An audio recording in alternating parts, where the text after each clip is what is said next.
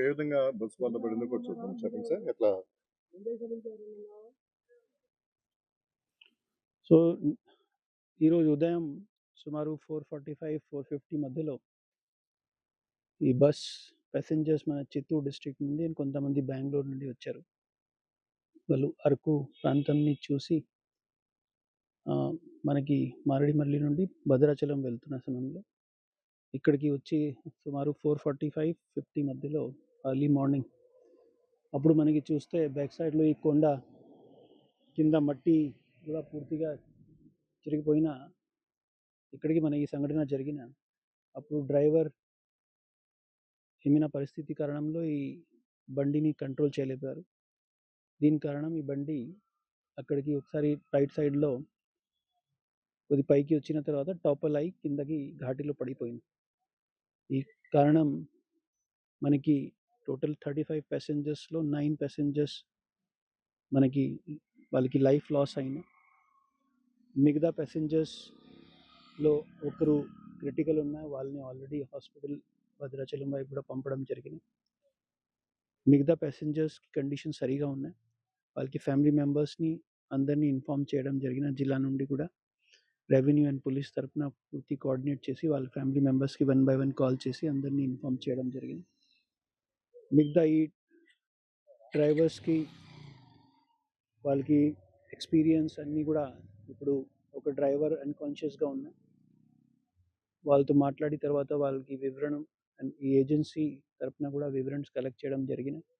So drivers కూడా కొన్ని experience వాళ్ళు, బట్ ఈ ప్రాంతంలో ఎర్లీ అవర్స్‌లో ఘాటీ రోడ్ వాళ్ళకి ఎక్స్పీరియన్స్ ఇంత పెద్ద ఘాటీలో డ్రైవింగ్ ఎక్స్పీరియన్స్ ఉన్నా లేదా ఇవన్నీ వివరణ మనకి చెక్ చేయాల్సిన ఉన్నాయి. అదేవిధంగా ఒకసారి బండిని కింద దిగిన తర్వాత దీనికి ఫంక్షనాలిటీ కూడా చెక్ చేసిన తర్వాత ఏమేం కారణంతో మనకి ఈ యాక్సిడెంట్ జరిగిచ్చా అది అందరికీ మీడియా సమక్షంలో ఇన్వెస్టిగేషన్లో తెలిసిపోతాయి.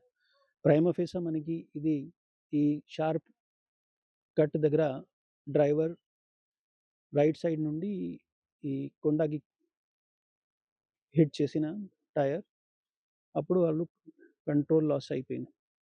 సో అది మనకి అనిపిస్తున్నాయి. అక్కడ స్కిడ్ మార్క్స్ కూడా ఉన్నాయి లెఫ్ట్ సైడ్ టైర్ది.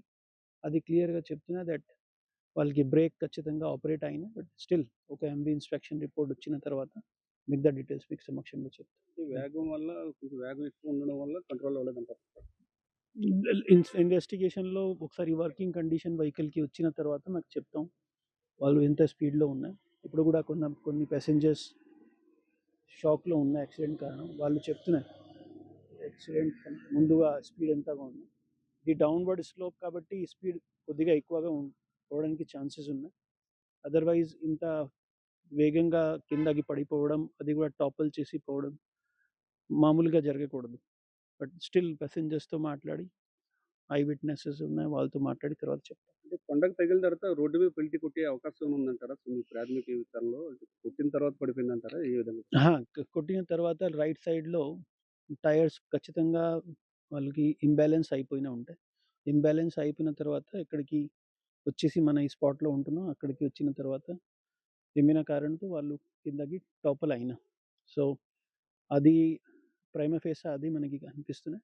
ఇంకా మనకి ఎంవీ ఇన్స్పెక్షన్ కానీ క్లూస్ టీమ్స్ కానీ వచ్చినవి చెప్తాం. మొత్తం ప్రయాణికులందరూ ట్రేస్ అవుట్ అయ్యారంటే ఇప్పుడు చనిపోయిన వాళ్ళు కానీ లేకపోతే క్షతగాత్రులు కానీ అందరూ ట్రేస్ అవుట్ అయ్యారు. All passengers traced. ఆల్ ప్యాసింజర్స్కి ఫ్యామిలీ మెంబర్స్ని కూడా ఇన్ఫార్మ్ చేయడం జరిగింది.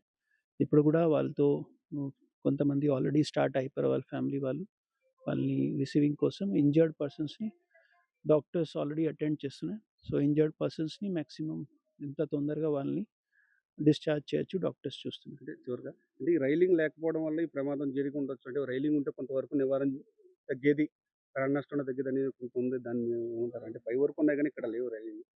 ఈ ఏరియాలో మనకి స్పాట్లో చూస్తే ఇక్కడికి మనకి సైడ్లో retaining wall and railing absence ఉన్నాయి. సో అది కూడా ఒకటి రీజనే మనకి ఈ బస్ కిందకి ప్రివెంట్ అవ్వలేదు. సో బట్ స్టిల్ స్పీడింగ్ మనకి ఖచ్చితంగా చూడాలి. This is one of the reason అది ఖచ్చితంగా మనకి అబ్జర్వేషన్లో పెట్టడం జరిగింది.